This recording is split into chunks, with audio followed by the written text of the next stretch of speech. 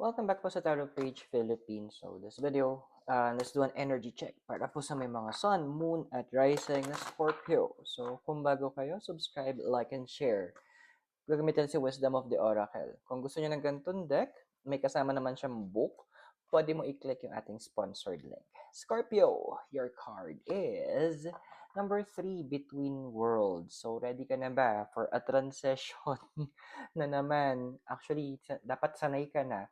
Kasi, as a if you have heavy Scorpio placements, that means transformation, rebirth is normal na sa'yo. So, alam mo yung tipong pag pinakinggan ng iba, napaka-negative, but actually, kung titignan mo siya na para kang phoenix, it's very good, it's very positive, kasi it's a constant shedding of any energy na hindi naman nagwo-work para sa'yo.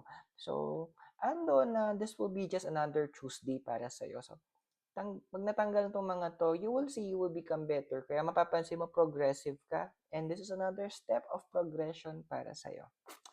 Hope nakatulong yung reading. Those are for guidance purposes. Use your free will wisely. Subscribe, like, and share na makita tayo sa next videos.